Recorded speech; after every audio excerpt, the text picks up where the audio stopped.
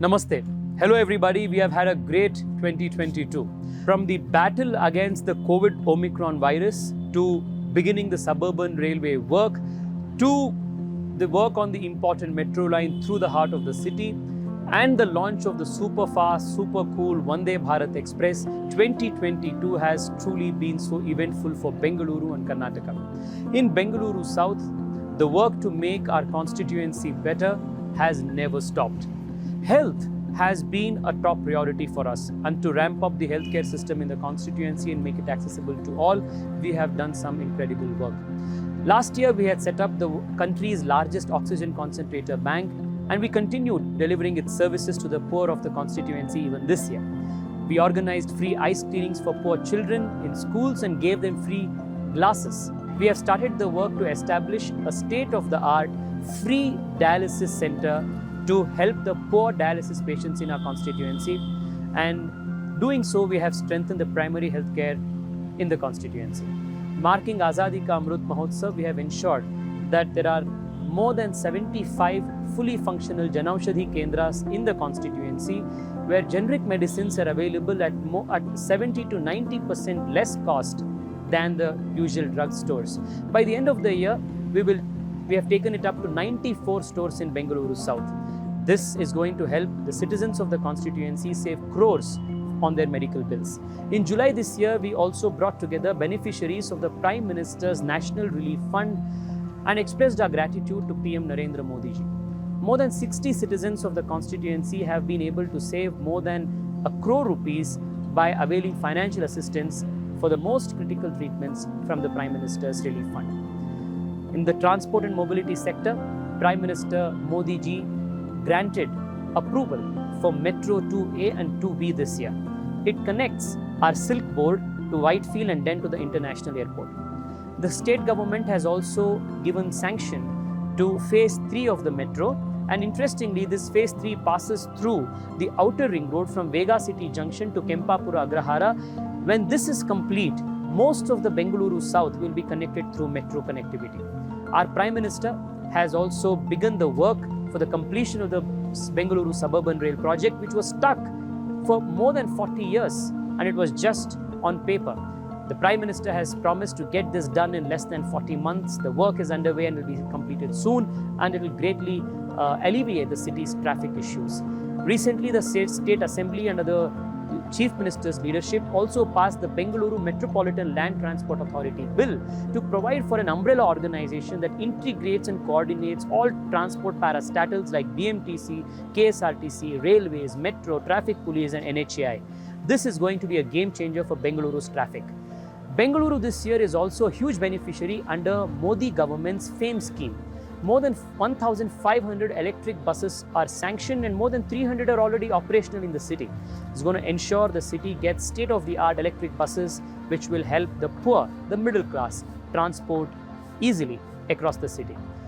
To live up to the stature as the country's coolest city, the most advanced city, the Prime Minister also inaugurated the swanky state-of-the-art Terminal 2 in the Kempegowda International Airport in November. While this was what we did in healthcare and transport, let's see what happened in education.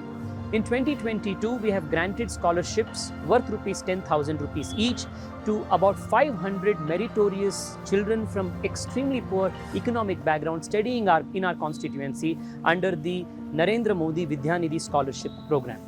Along with CSR partners and utilizing MPLAD funds, the Karnataka Public School in Baswangudi is being revamped to be made into a state-of-the-art model government school in the whole country. We also have been arranging regular summer camps for children aimed at their holistic development. In this year's summer camp, more than 850 students were a part and they learned very important soft skills and life skills. In Bengaluru South, we have also instituted the Bengaluru South School Leaders Council on October 22nd, 2022. The council, comprising representatives, that is student leaders, from about 40 top schools in the constituency, will be responsible for organizing quarterly events in the areas of environment, sports, art, culture and civic responsibility. The idea is to encourage and cultivate leadership qualities amongst our school children. Also, if you remember this year in February, when Russia and Ukraine had this war going on, the Union government led by Prime Minister Modi ensured that every Indian student is brought back safely to India. And we ensured that efforts were made to bring every single student from our constituency, from Bengaluru and Karnataka, back to safety of their homes. Moving on, the MPLAD funds were utilized this year in the areas of school education and public health primarily. We also ensured that we lit up important socially, economically backward colonies in our constituency with brand new solar lights, CCTVs. We installed solar power generators in colleges, and in that way we have made good use of the local area development funds. This year, through the MPLADs, a contribution was also made to building a Yatri Bhavan for the pilgrims from Karnataka and Bengaluru in Jammu and Kashmir, Srinagar. This was possible because Article 370 was abrogated by the Prime Minister and Amit Shah ji, and tourists, that is pilgrims, have started visiting Kashmir, and temple tourism has started after a few centuries. I am happy to say that I am the first MP from the country to have donated from MPLADs for a cultural cause of this kind in the country. In the area of sports too, 2022 was action-packed. Personally, I competed in an Ironman challenge by cycling 90 kilometers during the Ironman 70.3 event in Goa to promote Prime Minister's Fit India campaigns. I urge youngsters especially to follow a fit and healthy lifestyle and try their best at competing in sports because sports teaches a lot of life lessons. We also conducted Bengaluru's biggest sports festival, the MP Sports Utsava in Bengaluru. More than 5,000 sporting enthusiasts played in badminton, football, table tennis across 42 venues in the constituency. The final was graced by Sunil Chetri, the Indian football captain. For 600 government school children who are bright in sports, we also conducted Sarkari Shale Kridotsava, and in Kho-Kho, badminton, volleyball and throwball, these talented youngsters participated and won medals and prizes. This was done because we want to encourage more sporting talent in the constituency. We also completed a grand Olympic-style skating rink in Channamankere Achukattu, and we also hosted the 60th National Roller Skating Competition where thousands of young skaters from around the country participated. During all of this time, we also ensured that Bengaluru's interests, policy interests at the national level were prioritized. In the budget session, in November and December, we held pre-budget consultations with more than 120 important stakeholders across various sectors in the city and received important, valuable inputs for the union budget, which I presented to the finance minister and the important officials in the central government. In Parliament, I also urged the finance minister to add cities like Bengaluru to the list of metropolitan cities so that 50% housing rental allowance can be claimed by the taxpayers in these cities. It just doesn't make sense to not have Bengaluru as a metro city. I also urge the Ministry of Education to introduce personal financial literacy education in curriculum in schools, which can teach the young of today the importance of saving investment so that they can plan a better financial life for tomorrow. We have also made important policy recommendations to expand suburban railway network to Tumkuru, Ramnagara, Chikballapura and Anekal. We have impressed upon the Union Environment Minister to declare Hesarghatta grasslands as a protected reserve zone because it's the last big remaining lung space of the city. We have requested Vande Bharat Superfast Express to Hubli to Mumbai. We have also requested to keep resident welfare associations out of the purview of the GST because it's not a business. And we have also made important suggestions to improve the functioning of Janaushadhi Kendras.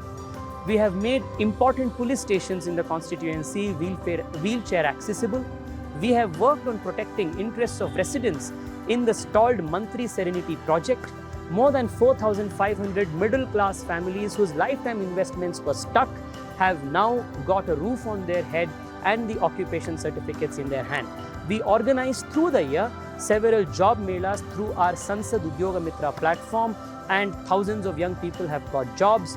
We have continued working to safeguard the interests of the depositors of the beleaguered Guru Raghavendra Bank. Friends, in all, 2022 has been a great year for me personally to serve all of you. I thank you all for giving me this blessing, this opportunity to work for all of you. I hope that 2023 will be more action-packed and I can do more service and we together can build a better Bengaluru South, a better Bengaluru, a more prosperous and vibrant Karnataka, and a truly Jagadguru Bharat. Wish all of you a very happy new year in advance. All the very best for 2023. Lots of health, lots of happiness, and lots of prosperity coming all your way. Namaste.